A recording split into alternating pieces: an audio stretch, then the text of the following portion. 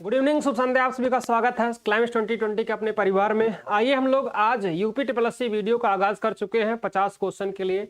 जंग की सरकारी नौकरी की रहेगी ना, जंग छिड़ चुका है सरकारी नौकरी का। सरकारी नौकरी में भी भौकाली नौकरी, ग्राम विकास अधिकारी, विलेज डेवलपमेंट ऑफिसर, अपने नाम के आगे और पहले आप वीडियो लगाएं, अधिकारी लगाएं, ऑफिसर लगाएं। आइए हम लोग क्वेश्चन बात करेंगे, हम लोग हिंदी के बारे में चर्चा करेंगे।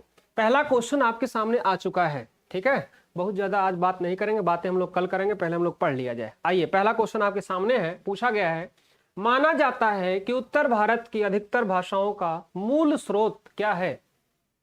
उत्तर भारत में जो अधिकतर जो भाषाएं हैं उसका जो मूल स्रोत क्या है, वही पूछा गया है। यहाँ पर क्या माना गया है आप बताएं। हिंदी को माना गया है कि संस्कृत को माना गया है कि ईरानी को माना गया है कि ग्रीक को माना गया, किसको माना गया, ही आपको बताना है। बताएं। वीडियो को सभी दोस्तों को, साथियों को शेयर कर दें, तब मजा आएगा। आइए सभी लोगों को जय हिंद। आइए बात करते हैं हम लोग। अगर बात किया जाए उत्तर भारत की किसी भी भाषा का या अधिकतर भाषा का बात करेंगे आप, तो हिंदी, संस्कृत, ईरानी, ग्रीक और ईरानी उनका मूल स्रोत नहीं है। अगर मूल स्रोत की बात करते हैं तो संस्कृत मूल स्रोत है, और संस्कृत की बात करते हैं तो सबसे प्राचीन संस्कृत जो है आपकी वैदिक संस्कृत है, और सबसे पुरानी संस्कृत की बात करें अगर संस्कृत में, तो वैदिक संस्कृत के साथ जो दूसरी संस्कृत है आपकी लौकिक संस्कृत है। क्या है? लौकिक संस्कृत है। और अगर आपसे पूछे हम कि वैदिक संस्कृत के बारे में कुछ बताइए, तो वेदों की रचना जिस संस्कृत में हुआ है उसे हम क्या कहते हैं? उसे कहते हैं वैदिक संस्कृत है। वेद की रचना, क्या? वेद की रचना जिस संस्कृत में हुआ उसे क्या कहते हैं? वैदिक संस्कृत कहते हैं। और लौकिक संस्कृत की बात करते हैं तो लौकिक संस्कृत में रामायण और महाभारत की रचना हुई है। किसकी? रामायण और महाभारत की रचना हुई है। आपको पता है कि रामायण की रचना महर्षि वाल्मीकि ने किया है, भारत की रचना महर्षि वेद व्यास ने किया है। किसने किया है? महर्षि वेद व्यास ने किया है। ठीक है, तो संस्कृत हो गया सबसे पुरानी भाषा। संस्कृत जो है सबसे पुरानी भाषा है, और इसी से अधिकतर भारतीय भाषाओं का विकास हुआ है। संस्कृत के बारे में अगर पूछा जाए और तो इसके बारे में अगर देखा जाए तो देवनागरी लिपि का विकास, क्या? देवनागरी लिपि का विकास जो हुआ है वह ब्राह्मी लिपि से हुआ है। किससे हुआ है? वह ब्राह्मी लिपि से हुआ है। किससे हुआ है? ब्राह्मी लिपि से हुआ है। और संस्कृत को ही, क्या? संस्कृत को ही देव भाषा के नाम से जानते हैं। किस भाषा के नाम से? देव भाषा के नाम से जानते हैं, देवताओं की भाषा के नाम से जानते हैं। तो यही है आपकी संस्कृत। ओके, जितने भी संस्कृत के शब्द होते हैं उनको हम क्या मानते हैं? तत्सम मानते हैं। संस्कृत से निकला हुआ अगर देखा जाए तो संस्कृत का अपभ्रंश जिसको मानते हैं उसको हम क्या कहते हैं? उसको हम कहते हैं पाली। संस्कृत का अपभ्रंश क्या है? पाली है। और पाली से विकसित होकर के क्या आया है? पाली से विकसित होकर के प्राकृत भाषा हुई। प्राकृत से क्या आया? प्राकृत से अपभ्रंश आया, अपभ्रंश से अवहट्ट आया। क्या आया? अवहट्ट आया। ठीक है, अवहट्ट आया। अवहट्ट से क्या आया? प्रारंभिक हिंदी। क्या आई? प्रारंभिक हिंदी आई। और प्रारंभिक हिंदी के ही बारे में बात करें तो प्रारंभिक हिंदी के साथ साथ आपकी जो खड़ी बोली है, संस्कृत, पाली, प्राकृत, अपभ्रंश, अवहट्ट, प्रारंभिक हिंदी। और प्रारंभिक हिंदी का जो रूप है, मानक भाषा की बात करते हैं तो मानक भाषा क्या हमारी? खड़ी बोली है। क्या है? खड़ी बोली है। ओके, चलिए विकल्प क्या होगा? बॉय होगा। वेरी गुड, शानदार जवाब। आइए बात करते हैं अगले क्वेश्चन की तरफ। अगला क्वेश्चन देखिए क्या कह रहा है। कह रहा है यहाँ पर कि विराम चिन्ह किसका प्रतीक है। यहाँ जो ब्रैकेट में एक विराम चिन्ह दिया गया है, ये किसका प्रतीक है, यही आपको बताना है। जवाब दीजिए। ये विवरण चिन्ह है कि तुल्यता सूचक है कि लाघव चिन्ह है कि संयोजक चिन्ह है? ये किस प्रकार का चिन्ह है जो ब्रैकेट में लिखा गया? आप बताएं। इसको आप अंग्रेजी में कहते हैं इक्वल। क्या कहते हैं? इक्वल कहते हैं। आप कहते हैं A is equal to B, यानी कि A B के बराबर है, तुलना किया जाता है तो वहां पर क्या होता है? तुल्यता सूचक चिन्ह होता है। क्या होता है? तुल्यता सूचक चिन्ह होता है। लाघव की बात करते हैं तो लाघव जो शब्द है लघु में अ प्रत्यय लगाने से बना है। लाघव, लघु मतलब होता है छोटा, और जब किसी चीज को आप छोटा करते हैं तो उसको आप संक्षेपण कहते हैं। जैसे आप लिखते हैं डॉक्टर, क्या लिखते हैं? डॉक्टर लिखते हैं। तो डॉक्टर को आप कैसे लिख सकते हैं? डॉक्टर को आप लिख सकते हैं ऐसे, डॉक्टर। तो यहां पर आपने संक्षेपण का प्रयोग किया, यानी कि लाघव चिन्ह की बात करते हैं तो लाघव चिन्ह यानी कि लघु धन अ की बात करते हैं तो आप ऐसे प्रयोग करते हैं। संयोजक की बात करते हैं तो संयोजक कोई नहीं होता है, योजक योजक चिन्ह होता है, योजक चिन्ह होता है ऐसे। विवरण की बात करते हैं तो विवरण चिन्ह होता है ऐसे। ये हो गया आपका विवरण चिन्ह। कौन सा विकल्प होगा यहाँ पर? विकल्प हो जाएगा बॉय। ठीक है, आज 50 में 50 आपको करना होगा। आइए अगला क्वेश्चन देखिए। अगला क्वेश्चन कह रहा है कि कौन सा वर्ण है जो अघोष वर्ण है? क्या है? अघोष वर्ण है। बताएं, अगर हम अघोष वर्ण की बात करें तो ऐसी ध्वनियां जिनके उच्चारण में झंकार या कंपन कम होती है उन्हें हम क्या कहते हैं? अघोष कहते हैं, या न के बराबर होती है। और आपको बता दें यहाँ पर अघोष का तरीका देख लीजिए, कभी जिंदगी में भूलेंगे नहीं। अघोष की बात करें तो अघोष को लिखने से पहले यहाँ पर देखिए आपने ए में मात्रा लगाएंगे 1, घो में 2, यहाँ से आ गया है 12 के बाद ट्रिपल सी कर लेना है। क्या करना है? 12 के बाद ट्रिपल सी करना है, क्योंकि अब जो है वीडियो अगर का फॉर्म आएगा तो आपको ट्रिपल सी करना होगा, और 12 के बाद ही किए रहेंगे तभी मजा भी आएगा। वैसे ट्रिपल सी तो हाई स्कूल के बाद होता है, लेकिन माटी है। अघोष 12 के बाद ट्रिपल सी, 12 के बाद ट्रिपल सी का मतलब यहाँ पर पहली ध्वनि, यहाँ पर क, यहाँ पर च, यहाँ पर ट, यहाँ पर त, यहाँ पर प। प्रत्येक वर्ग की स्पर्शी व्यंजन की पहली ध्वनि और दूसरी ध्वनि कौन कौन सी है? दूसरा है ख है, दूसरा छ है, दूसरा ठ है, दूसरा थ है, दूसरा फ है। ये क्या है? ये अघोष है। तीनों से का मतलब ट्रिपल सी। यहाँ पर ट्रिपल सी हो गए, 12 के बाद ट्रिपल सी। जो वर्ण मिल रहा है वही सही हो जाएगा। यहाँ जय, झ, ई दे रहा है तो जय आपका तीसरा है, झ आपका चौथा है, ई आपका पांचवा है, माटी हो जाएगा। यहाँ पर क्या है? ये सभी सघोष हैं। क्या है? ये सभी सघोष हैं। छह त्र ग की बात करते हैं संयुक्त व्यंजन है। अगर ग, घ, अंगा की बात करते हैं तो ये सभी क्या हैं? ये सभी सघोष हैं। विकल्प आपका क्या होगा? सी विकल्प होगा। तीनों से ट्रिपल सी क्या है? चलिए, वेरी गुड, शानदार जवाब। वीडियो को शेयर कर दीजिए। अगला क्वेश्चन देखिए क्या कह रहा है। कह रहा है क्या? प्रतिमान में समास क्या होगा? क्या होगा?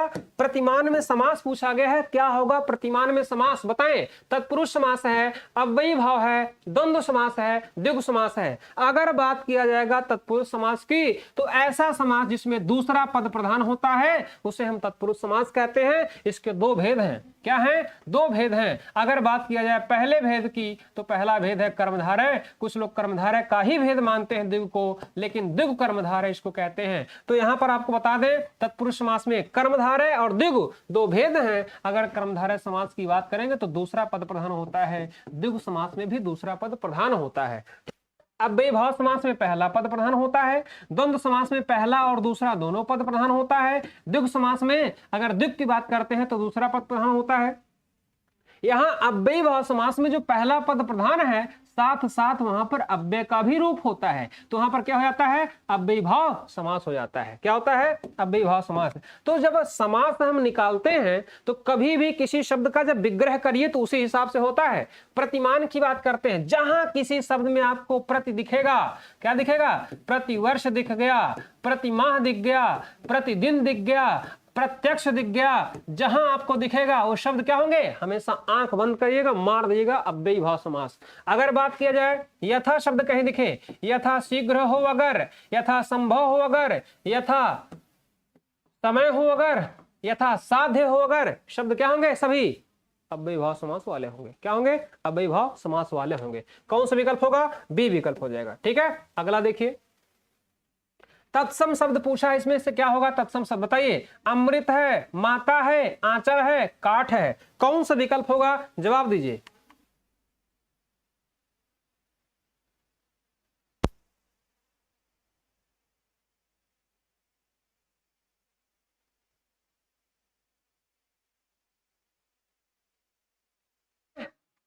क्या पूछा है?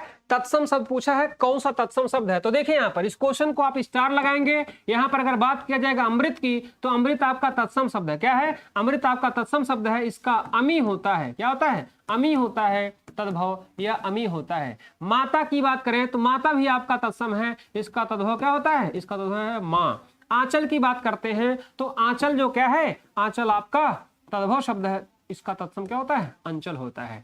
काठ की बात करते हैं तो काठ तद्भव है। इसका तत्सम क्या होता है? काश होता है। तो अमृत और माता दोनों सही है। इस विकल्प में आपका ए और बी दोनों सही है, ध्यान रहे। ठीक है, दोनों शब्द सही है, इसलिए आपका विकल्प क्या हो जाएगा? यहाँ हो जाएगा कुछ नहीं होगा, नोटा हो जाएगा, नन ऑफ दी एबव होगा। ठीक, इस बात को ध्यान रहे।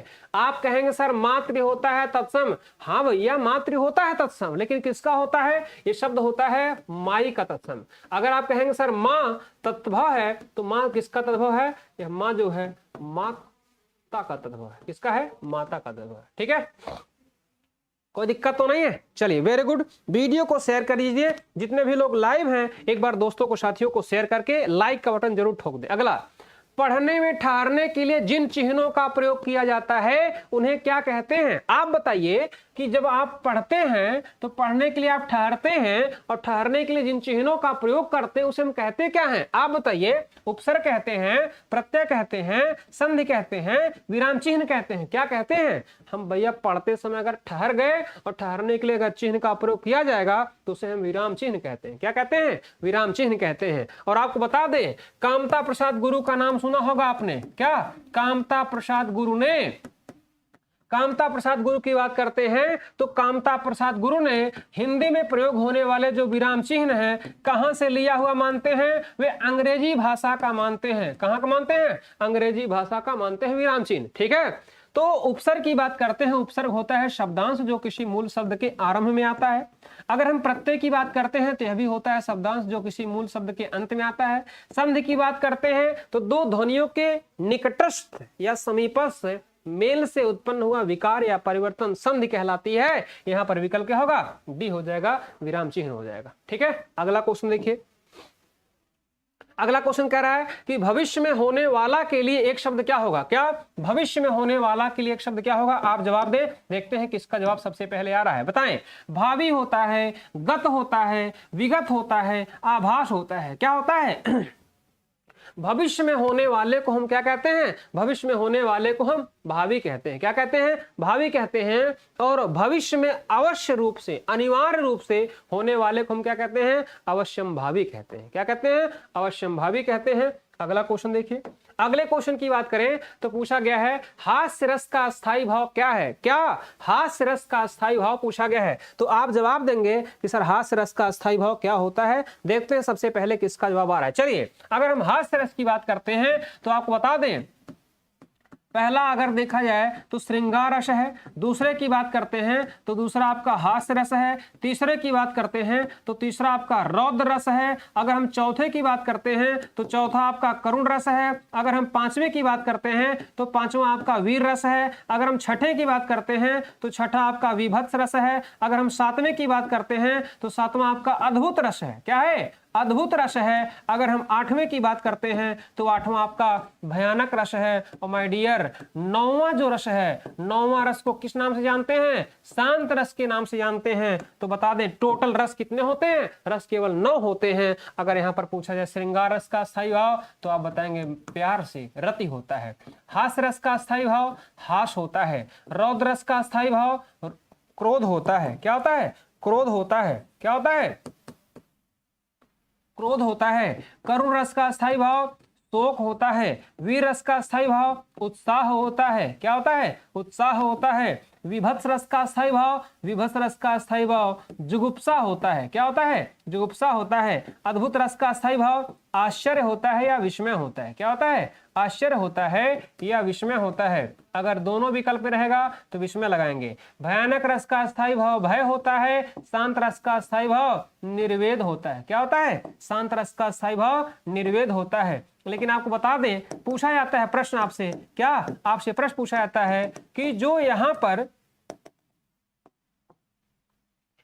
पर शांत रस आया है, शांत रस के बारे में पूछा जाता है, इसके प्रतिष्ठापक आचार्य का नाम पूछा जाता है। तो आप क्या बताएंगे, शांत रस का स्थायी भाव निर्वेद तो है, इसके प्रतिष्ठापक आचार्य कौन है, उद्भट हैं। कौन है, उद्भट हैं। अगर पूछा जाए हास रस का स्थायी भाव क्या होगा तो आप क्या बताएंगे, हास बता देंगे। और हास रस के देवता देखिए, अगर क्या पूछा जाए हास रस के देवता की बात करते हैं तो हास रस के देवता कौन है, प्रमथ हैं। क्या हैं, प्रमथ हैं। अगर श्रृंगार रस के देवता की बात करते हैं तो विष्णु हैं। कौन है, विष्णु हैं। अगर अद्भुत रस के देवता की बात करते हैं तो अद्भुत रस के देवता ब्रह्मा हैं या गंधर्व हैं। क्या हैं, गंधर्व हैं अद्भुत रस के देवता।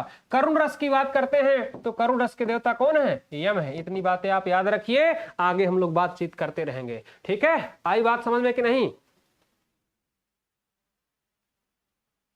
चलिए वेरी गुड, शानदार जवाब। आइए वात्सल रस भी है क्या? उत्तम चतुर्वेदी कह रहे सर वात्सल रस भी है। लो भैया, अगर पूछा जाए अभिनव गुप्त के अनुसार रसों की संख्या कितनी है तो 11 है। यहां देखिए, अगर हम 10वें रस की बात करते हैं तो 10वां वात्सल रस हो जाएगा। अगर हम इसके अगर अस्थाई भाव की बात करते हैं तो इसका अस्थाई भाव क्या हो जाएगा? इसका अस्थाई भाव होगा वत्सल। अगर हम 11वां रस भक्ति रस की बात करते हैं तो भक्ति रस का अस्थाई भाव हो जाएगा ईश्वर विषयकृत या अनुराग होता है। ठीक है, स्क्रीनशॉट लेते रहिए, आगे बढ़ते हैं। आगे देखिए अगला क्वेश्चन क्या कह रहा है। यहाँ पर क्या कह रहा है? कह रहा है कि प्राक धन मुख किसका संधि विच्छेद है? क्या प्राक धन मुख की बात करते हैं तो किसका संधि विच्छेद है, यही आपको बताना है। जवाब दें। तो प्राक धन मुख की बात करते हैं तो प्रमुख होता है क्या?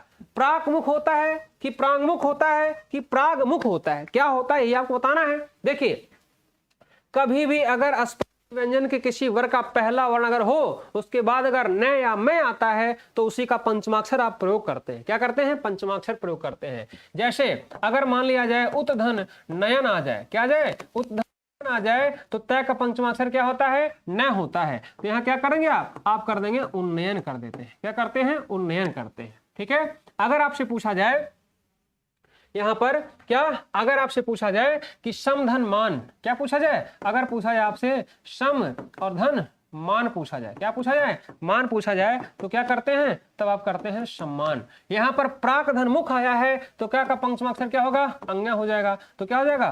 प्रांगमुख हो जाएगा। लेकिन प्रांगमुख यहाँ पर दिया ही नहीं गया है, यहाँ पर अंग ऐसे क्या होगा? शी विकल्प हो जाएगा। प्रांगमुख होगा ऐसे। अंग जो है यहाँ पर क्या होगा? अंग होगा यहाँ पर, हाँ अंगा वाला होगा।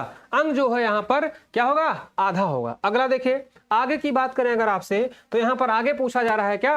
आगे पूछा गया शीतल शब्द का सही संधि विच्छेद करने पर प्रत्यय के रूप में क्या प्राप्त होगा? बताइए, शीत में अगर आप क्या जोड़ दें कि शीतल हो जाए? आपने शीत को हटा दिया, ले बच गया, और क्या होगा? विकल्प क्या होगा? सी विकल्प हो जाएगा। क्या हो जाएगा? सी विकल्प हो जाएगा। अगर हम प्रत्यय की बात करते हैं तो प्रत्यय कितने प्रकार का होता है? प्रत्यय के दो भेद हैं। क्या है? दो भेद हैं। इसमें पहला होता है तद्धित प्रत्यय और दूसरा होता है कृत प्रत्यय। क्या होता है? तद्धित प्रत्यय होता है, दूसरा होता है कृत प्रत्यय। तद्धित प्रत्यय जो होता है संज्ञा और विशेषण के साथ आने वाले जो प्रत्यय होते हैं वे तद्धित प्रत्यय होते हैं। कृत प्रत्यय की बात करते हैं तो जो धातु के साथ आने वाले प्रत्यय होते हैं उन्हें क्या कहते हैं? उन्हें हम कृत प्रत्यय कहते हैं। शीतल शब्द की बात करें तो क्या शीत शब्द आपका धातु है? क्या नहीं है। जब शीत शब्द धातु नहीं है ये होगा क्या? यहाँ पर क्या है? यहाँ पर तद्धित प्रत्यय हो जाएगा। क्या हो जाएगा? यहाँ हो गया आपका तद्धित प्रत्यय। क्या हो जाएगा? ले जो यहाँ पर प्रत्यय आया है तो यहाँ क्या हो जाएगा? ये हो जाएगा तद्धित प्रत्यय। विकल्प क्या होगा? यहाँ पर विकल्प हो जाएगा सी। अगला क्वेश्चन देखिए, अगले क्वेश्चन की बात करें तो कह रहा है यहाँ पर कि निषिद्ध शब्द के लिए सही विलोम शब्द क्या होगा? क्या निषिद्ध शब्द के लिए सही विलोम क्या होगा? निषिद्ध के लिए सही विलोम पूछा है तो यहाँ पर सिद्ध होगा क्या? अनिषिद्ध होगा क्या? विहित होगा क्या? घृणित होगा क्या? क्या होगा? विहित होगा। निषिद्ध का विलोम क्या होगा? यहाँ पर विहित हो जाएगा। क्या हो जाएगा? निषिद्ध का विलोम क्या होगा? विहित हो जाएगा। ठीक है, अगला देखिए, लड़के हंस रहे होंगे वाक्य किस वाच्य में है? क्या लड़के हंस रहे होंगे? आप बताइए, अगर हम वाच्य की बात करते हैं तो वाच्य किसे कहते हैं? क्रिया के रूपांतरण को वाच्य कहते हैं। क्या क्रिया के रूपांतरण को वाच्य कहते हैं? किसको कहते हैं? क्रिया के रूपांतरण को वाच्य कहते हैं। और आप इसको अंग्रेजी में वॉइस के नाम से जानते हैं। वॉइस मतलब आवाज भी होती है और वॉइस मतलब वाच्य भी होता है। ठीक है, तो यहाँ पर क्रिया के रूपांतरण को वाच्य कहते हैं। ठीक, आइए, कितने प्रकार के वाच्य होते हैं? 3 प्रकार के वाच्य होते हैं। क्या होते हैं? 3 प्रकार के वाच्य होते हैं। पहला जो होता है कर्तृवाच्य, दूसरा होता है भाववाच्य, तीसरा होता है कर्मवाच्य। तो कर्मवाच्य की बात करते हैं तो कर्म की प्रधानता होती है। भाववाच्य की बात करते हैं तो भाववाच्य होता है। क्या होता है? भाववाच्य होता है। अगर आपसे पूछा जाए कि भाववाच्य में किसकी प्रधानता होती है तो आप धीरे से बिना किसी को बताए आप बता देंगे। क्या आप बता देंगे? सर भाववाच्य में किसकी प्रधानता होती है? क्रिया की प्रधानता होती है। कर्ता में, कर्तृवाच्य में कर्ता की प्रधानता होती है। आपसे पूछा गया है लड़के हंस रहे होंगे, जब हंस रहे होंगे तो यहाँ पर कर्म कहाँ है? जब कर्म नहीं है तो कर्मवाच्य नहीं होगा। भाववाच्य एक साथ कर्मवाच्य के साथ आएगा नहीं। विकल्प क्या होगा? यहाँ पर कर्तृवाच्य हो जाएगा। लड़के हंस रहे होंगे कौन सा वाच्य है? यहाँ पर हो जाएगा आपका कर्तृवाच्य हो जाएगा। क्या हो जाएगा? कर्तृवाची। ठीक है, जितने भी लोग लाइव हैं वीडियो को लाइक कर दें, दोस्तों को साथियों को शेयर भी कर दें। आइए अगले क्वेश्चन की बात करते हैं। कह रहा है कि लोगों ने उसे मार मार कर अधमरा कर दिया। रेखांकित शब्द क्या है बताइए आप। अधमरा को यहां पर किया गया है, रेखांकित करने की बात कर रहा है, रेखांकित किया है, बताइए अधमरा कर दिया, तो बताइए क्या होगा यहां पर। लोगों ने मार मार कर उसे क्या कर दिया, अधमरा कर दिया। तो अध जो शब्द रेखा किया है क्या होगा, यह संज्ञा है कि यह उपसर्ग है कि अव्यय है कि प्रत्यय है, क्या होगा जवाब दें। क्या होगा, अधमरा कर दिया ना, क्या कर दिया, अधमरा कर दिया, जवाब दीजिए। अब देखिए उसे मार मार कर अधमरा कर दिया, तो अधमरा क्या होगा, संज्ञा होगा क्या है? तो अधमरा कैसे किया, मार मार कर अधमरा कर दिया, तो यहां पर क्या किया, अधमरा कर दिया, क्या हो जाएगा, अव्यय हो जाएगा, विकल्प हो जाएगा सी। अगला क्वेश्चन देखिए, पूछा गया है यहां पर, क्या पूछा गया है, निम्न में से पुल्लिंग शब्द कौन सा है, क्या निम्न में से पुल्लिंग शब्द कौन सा है, जवाब दें।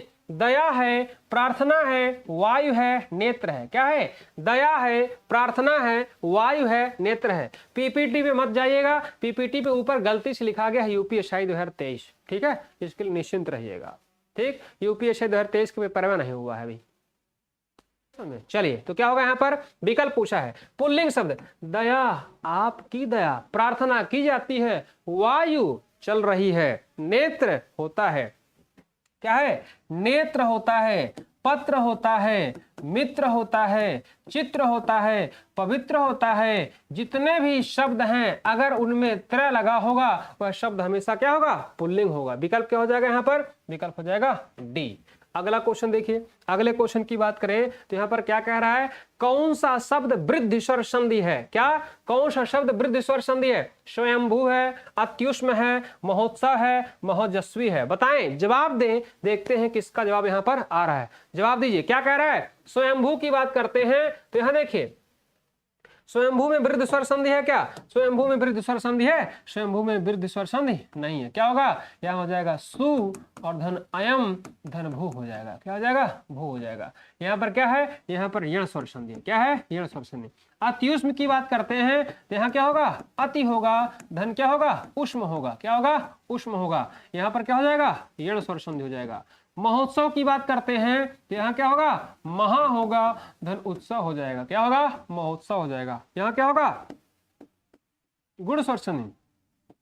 महोजस्वी की बात करते हैं तो महाधन ओजस्वी होगा, क्या होगा, महाधन ओजस्वी होगा। विकल्प क्या हो जाएगा, डी हो जाएगा, यहाँ पर वृद्धि स्वर संधि। आपको पता होना चाहिए कि वृद्धि स्वर संधि में परिणाम के रूप में क्या आता है, वृद्धि स्वर संधि में परिणाम के रूप में या तो ऐ आता है या तो औ आता है। विकल्प क्या होगा, यहाँ हो जाएगा डी विकल्प। वेरी गुड, शानदार जवाब। अगला क्वेश्चन देखिए, अगला क्वेश्चन कह रहा है कि ठीक ठीक न्याय हो जाना अर्थ के लिए सही लोकोक्ति कौन सी होगी, क्या ठीक ठीक न्याय हो जाना अर्थ के लिए कौन सी लोकोक्ति होगी, जवाब दे।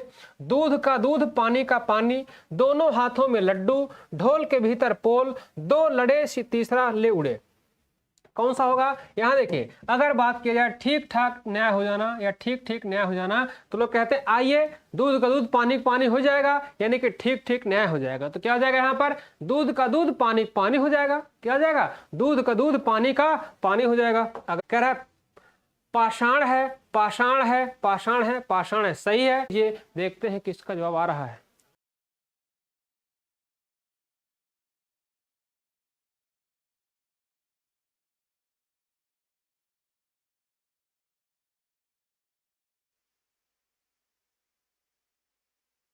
जवाब दें आप लोग, बरवे किस प्रकार का छंद है, ये जवाब देना है। वर्णिक छंद है, विषम छंद है, मात्रिक अर्धसम छंद है, मात्रिक सम छंद है। आप बताएं, सम मात्रिक छंद की बात करते हैं तो सम मात्रिक छंद में 4 से चौपाई होती है, क्या होती है, चौपाई होता है। र से रोला होता है, गीत से गीतिका होती है, क्या होती है, गीतिका होती है। और हरि गीत से हरि गीतिका होती है, क्या होती है, हरि गीतिका। ये 4 क्या आ जाएंगे, ये हो जाएंगे आपके सममात्रिक छंद में। मात्रिक सम छंद की बात करते हैं तो 2 से दोहा होता है, बार से बरवय होता है, क्या होता है, बर वय होता है ना। से सोरठा होता है, क्या होता है, सोरठा होता है। और उल्लाला से उल्लाला, उल्लाला छूना ना, अब मैं जवां हो गई, गाना गाते हैं ना, तो ध्यान रहे 2 बार से अधिक उल्लाला नहीं करना है। क्या? 2 बार से अधिक उल्लाला नहीं कहना है। 2 से दोहा, बार से बरवे, से सुरठा, उल्लाला उल्लाला, हो गया आपका दोहा। विषम छंद की बात करते हैं तो इसमें 2 आएंगे आपके, कु से कुंडलियां आती है, क्या आती है? कुंडलियां आती है, और 6 से छप्पे आता है। क्या है? 6 से छप्पे आता है, ठीक है। वर्णिक छंद की बात करते हैं तो सवैया इसमें क्या आती है? सवैया आती है आपकी, वर्णिक छंद हो जाएगा। घनाक्षरी है, क्या है? घनाक्षरी है। ये सब क्या है? ये सभी आपके वर्णिक छंद है। विकल्प क्या होगा आपका? मात्रिक अर्ध सम्मात्रिक छंद होगा। क्या होगा? अर्ध सम्मात्रिक छंद हो जाएगा। विकल्प क्या होगा? बरवे। सी इज द राइट आंसर। अगला क्वेश्चन,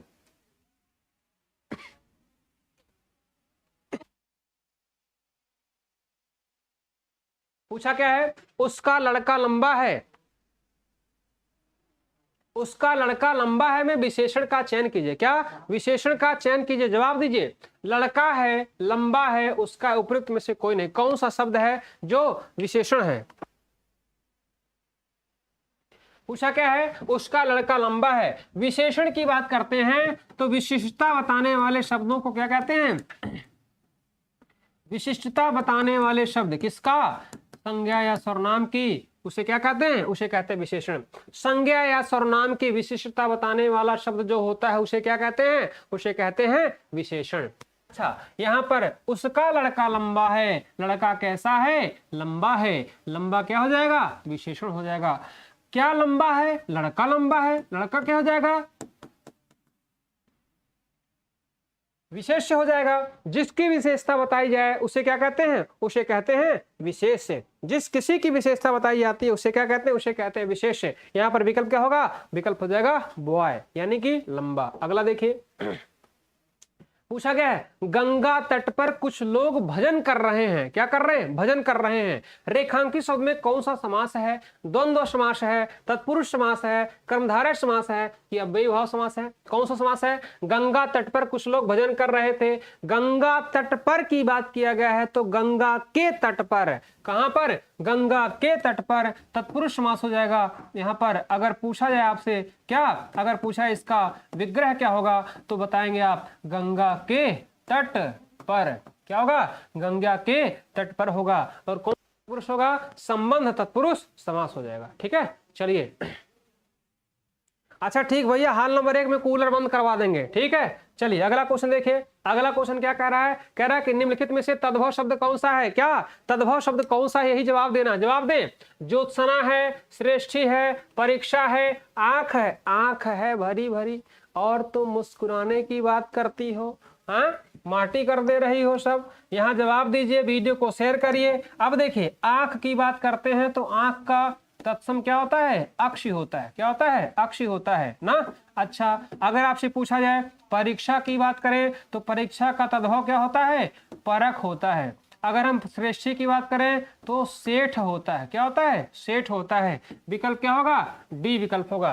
तद्भव की बात करते हैं तो जैसे किसी भी शब्द में अगर चंद्र बिंदु लगा हो, जैसे चांद हो, आंख हो, है ना, आंख हो, इन सब का जो तत्सम देखिए, चांद का चंद्र होता है, आंख का अंक होता है। ये शब्द क्या है? ये शब्द आपके तद्भव तत्सम हो गए। ठीक है। तो यहां पर अगर आपसे पूछा जाए कि आंख क्या है तो आंख तद्भव हो जाएगा। अक्ष क्या होगा? अक्ष आपका तत्सम हो जाएगा। ठीक है, चलिए अगला देखें। अगले क्वेश्चन की बात करते हैं। कह रहा है हार्दिक इच्छा के लिए उपयुक्त शब्द क्या होगा? क्या? हार्दिक इच्छा के लिए अगर अभिलाषा की बात करते हैं, क्या अभिलाषा की बात करते हैं तो उसे क्या कहते हैं? अभिलाषा को हम हार्दिक इच्छा कहते हैं। क्या कहते हैं? हार्दिक इच्छा कहते हैं, है ना। हाँ, बड़े बड़े तूफान थम जाते हैं जब आग लगी हो सीने में। जवाब दें। सभी लोगों को नमस्ते भैया, सभी लोगों को जय हिंद, गुड इवनिंग। आइए फिर से आगे। कह रहा है बालक इस पुस्तकालय में पढ़ रहा है, इस वाक्य में क्रिया किस प्रकार की है? क्या बालक इस पुस्तकालय में पढ़ रहा है, इस वाक्य में क्रिया क्या है? पढ़ रहा है। क्या है? पढ़ रहा है। संयुक्त क्रिया नहीं है।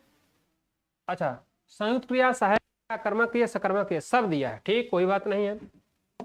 देखिए पहली चीज, ये क्वेश्चन विवाद में चला जाएगा। क्यों? क्योंकि यहाँ पर पढ़ रहा है की बात कर रहा है। क्या है? पढ़ रहा है की बात कर रहा है। तो पढ़ रहा है ये क्या है? ये आपका निरंतरता बोधक। क्या हो जाएगा? निरंतरता बोधक। इसी को हम नित्यता बोधक कहते हैं। क्या कहते हैं? नित्यता बोधक क्रिया कहते हैं। क्या कहते हैं? नित्यता बोधक संयुक्त क्रिया है। क्या है? संयुक्त क्रिया है। दूसरी चीज, यह जो है सहायक क्रिया तो है नहीं। अकर्मक की बात करते हैं तो पढ़ रहा है, यह आपका सकर्मक क्रिया भी होती है। तो संयुक्त क्रिया, सकर्मक क्रिया, यानी कि ए और डी दोनों सही हो रहे हैं। लेकिन आप अगर प्रीफर करेंगे तो यहाँ पर डी विकल्प को प्रीफर करिएगा। ठीक है, आइए आगे बढ़ते हैं अगले क्वेश्चन की तरफ। क्या कह रहा है? कह रहा है कृषाणु का पर्यायवाची शब्द कौन सा नहीं है। क्या? कृषाणु का पर्यायवाची कौन सा नहीं? जवाब दें। अगर आपसे पूछा जाए एक शब्द होता है अनल। क्या होता है? अनल होता है। अगर आपसे पूछा जाए एक शब्द होता है धूमकेतु। क्या होता है? धूमकेतु होता है। अगर आपसे पूछा जाए एक शब्द होता है वहनी। क्या होता है? वहनी होता है। तो आप क्या बताएंगे? वहनी का मतलब क्या होता है? आग होता है। क्या होता है? आग होता है। ठीक है, आग होता है। अनल क्या होता है? अनल होता है। तो धूमकेतु, वायु सखा, पावक, लेकिन अतुल जो है नहीं होता है। तो कौन सा विकल्प हो जाएगा? डी विकल्प हो जाएगा। क्या हो जाएगा?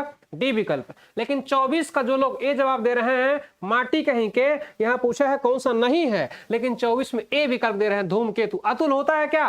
माटियों बाक, दिल तोड़ दिए सब लोग।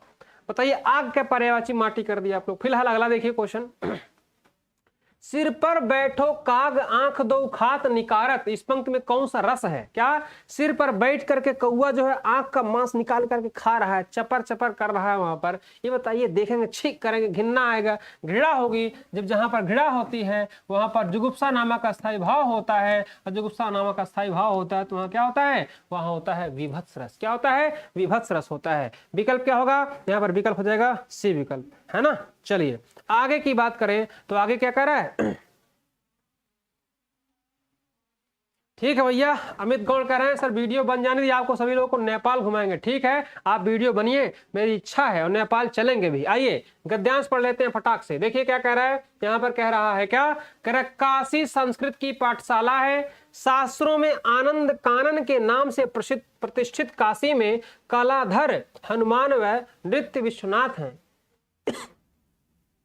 काशी में बिस्मिल्लाह खां हैं। काशी में हजारों सालों का इतिहास है, जिसमें पंडित कंठे महाराज हैं, विद्याधरी देवी हैं, बड़े रामदास जी हैं, मुजुद्दीन खां व इन रसिकों से उपकृत होने वाला अपार जनसमूह है। काशी में संगीत आयोजन एक प्राचीन एवं अद्भुत परंपरा है। यह आयोजन पिछले कई वर्षों से दक्षिण भाग में स्थित संकट मोचन मंदिर में होता आया है। इसमें बिस्मिल्लाह खां अवश्य रहते हैं। अपने मजहब के प्रति अत्यधिक समर्पित उत्साह बिस्मिल्लाह खां की श्रद्धा काशी के विश्वनाथ जी से प्रति अपार है। क्या है? प्रति अपार है। वे जब भी काशी से बाहर रहते हैं तब विश्वनाथ व बालाजी मंदिर की दिशा में मुंह करके बैठते हैं। किस तरफ मुंह करके बैठते हैं? विश्वनाथ व बालाजी, काशी विश्वनाथ व बालाजी मंदिर की दिशा में मुंह करके बैठते हैं। थोड़ी देर ही सही मगर उस ओर शहनाई का प्याला घुमा दिया जाता है और भीतर की आस्था मुखरित होती है। इस पर क्वेश्चन पूछा गया है। क्या कह रहा है? कह रहा है काशी किसकी पाठशाला है? कला की, संगीत की, सॉरी नृत्य की, संस्कृत की कि संगीत की? कला। जो आप बताइए काशी किसकी पाठशाला है? आपसे आगे कह रहा है कि काशी संस्कृत की पाठशाला है। क्या है? हाँ, संस्कृत की पाठशाला है। आपके पहली लाइन में दिया गया है। क्या होगा? संस्कृत की पाठशाला है। किसकी पाठशाला है? संस्कृत की पाठशाला है। ठीक है, अगला देखिए। कह रहा है कि काशी की प्रतिष्ठा शास्त्रों में किस नाम से है? आनंद कानन के नाम से है। किस नाम से है? आनंद कानन के नाम से है। अगला क्या कह रहा है? कह रहा है कि संकट मोचन मंदिर काशी में कहाँ स्थित है? शहर के दक्षिण में, शहर के मध्य में, शहर के पूर्व में, शहर के संगम के साथ। तो आप देखिए यहाँ पर लिखा गया है। क्या लिखा गया है? संकट मोचन मंदिर कहाँ पर स्थित है? ये देखिए लिखा क्या गया है? संकट मोचन मंदिर कहां पर है? संकट मोचन मंदिर की बात करते हैं तो संकट मोचन मंदिर कहां पर है? ये देखिए वर्ष दक्षिण भाग में स्थित संकट मोचन मंदिर कहां है? शहर के दक्षिण भाग में है। कहां पर है? शहर के दक्षिण भाग में है। तो दक्षिण भाग कहां दिया गया है? ए विकल्प में दिया गया है। और कहां दिया गया है? ठीक है, अगला क्वेश्चन देखिए।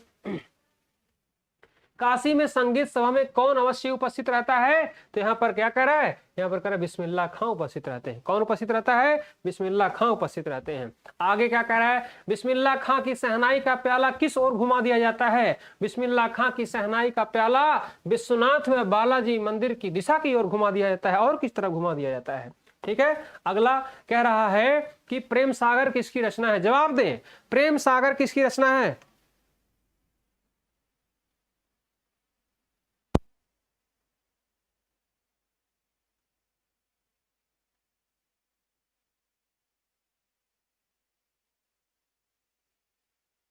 बताइए क्या है? प्रेम सागर किसकी रचना है? जवाब दें। बताया गया है, पूछा गया है क्या? मुंशी सदा सुखलाल की रचना है, सदल मिश्र की रचना है, लल्लू लाल की रचना है, राम प्रसाद निरंजनी की रचना है। किसकी रचना है? प्रेम सागर की बात करते हैं तो प्रेम सागर किसकी रचना है? लल्लू लाल की रचना है। प्रेम के सागर में जो पड़ता है वह लुल्ल हो जाता है, जब लुल्ल हो जाएंगे तो यहाँ पर क्या होगा? लल्लू लाल हो गए। तरीका है याद करने का, बाकी लुल्ल नहीं होते हैं आप लोग। अगला देखिए, हवा आग शब्द युग्म